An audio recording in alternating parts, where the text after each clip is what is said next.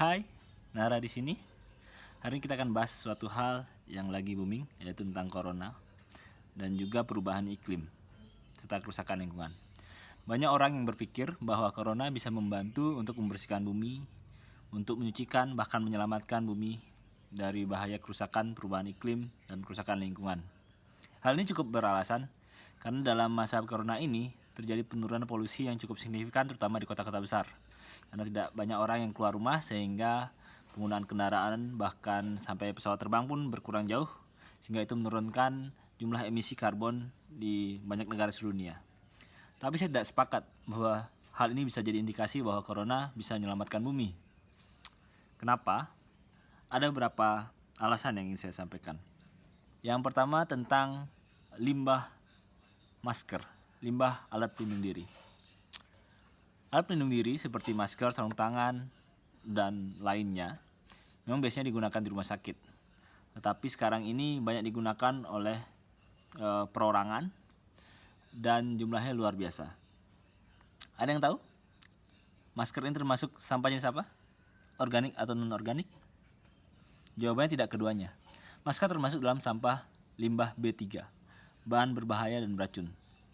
Karena dia mengandung banyak bakteri, mengandung bahan-bahan kimia tertentu yang tidak bisa dikelola secara sederhana dengan sistem organik ataupun non-organik. Perkaranya, jika terpakai di rumah sakit, itu sangat mudah bisa dikelola karena dia terkonsentrasi. Tapi jika di rumah masing-masing, bagaimana? Siapa akan mengelolanya? Dan yang menariknya, selama tidak ada pengelolaan limbah B3 yang benar di suatu negara atau suatu kawasan, maka limbah itu akan diperlakukan seperti sampah lainnya. Dalam artian dia akan terbuang ke alam, ke lingkungan, bahkan ke laut. Dan jumlahnya tidak sedikit. Beberapa fakta menarik menyatakan bahwa di Jakarta sendiri saat ini limbah B3-nya bisa menumpuk sampai jutaan. Di Wuhan sendiri, di Cina ketika kejadian corona, jumlahnya sampai ratusan ribu ton dalam perharinya. Bagaimana dengan di Bali? Kita bayangkan saja, jumlah penduduk Bali sekitar 4 juta lebih. Bayangkan ada 10% saja yang menggunakan masker yang sekali pakai. Maka jumlahnya ada 400 ribu masker dalam seharinya terbuang dan tidak terkelola dengan benar. Yang artinya merusak lingkungan. Itu yang pertama. Yang kedua, penyemprotan disinfektan yang berlebihan. Rasa takut kita terhadap corona membuat banyak pemerintah daerah dan juga masyarakat melakukannya. Penyemprotan disinfektan untuk menyemprotkan berbagai tempat yang sebenarnya tidak perlu. Misal jalanan, misal lantai-lantai, dan tempat-tempat yang sebenarnya memang tidak tersentuh secara langsung oleh manusia. Hal ini mengakibatkan kerusakan lingkungan yang cukup signifikan. Kalau kalian pernah lihat sebuah kurva yang menunjukkan bagaimana kita bisa memperlambat penyebaran corona, yaitu kurva yang tajam dan satu lagi kurva yang lebih datar. Hal itu juga berlaku untuk urusan lingkungan.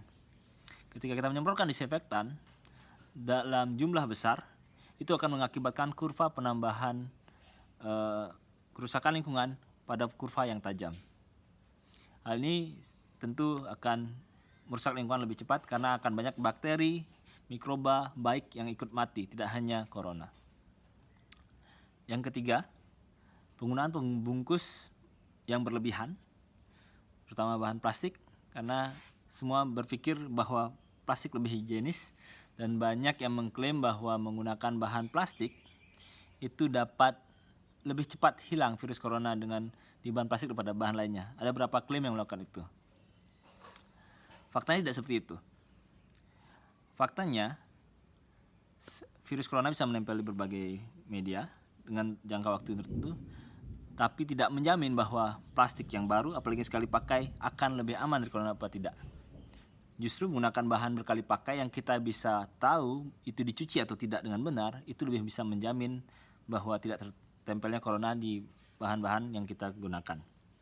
Yang keempat yang menarik adalah fenomena yang disebut dengan bounce back carbon. Jadi kita memang melihat saat ini terjadi pengurangan polusi yang lumayan signifikan di berbagai kota besar terutama. Tetapi sejarah menunjukkan bahwa berkali-kali terjadi bounce back carbon. Itulah kejadian di mana awalnya terjadi penurunan jumlah karbon emisi yang dilepaskan, tetapi hanya sementara dan kemudian justru akan berbalik meningkat lebih tajam. Dan ini bukan hanya sekali terjadi. Ini terjadi beberapa kali saat krisis minyak, saat jatuhnya Rusia, saat terjadi resesi besar, bahkan saat kejadian SARS atau saudaranya si COVID ini sendiri. Jadi penurunan karbon yang kemudian diikuti dengan peningkatan yang signifikan, karena secara psikologis para negara dan juga manusia pada umumnya, mereka ingin segera mengejar kembali ketertinggalan ekonomi yang terjadi akibat suatu pandemi seperti corona ini. Jadi ketika mereka pandemi, mereka tidak bisa menghasilkan ekonomi.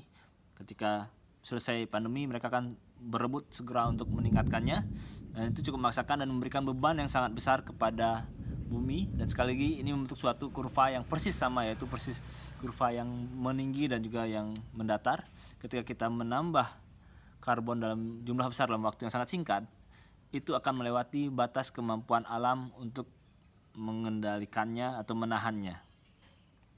Sehingga bagi saya, corona tidak bisa untuk menghentikan kerusakan bumi, tidak mampu membersihkan bumi, apalagi menyucikan bumi, selama manusianya tidak berubah.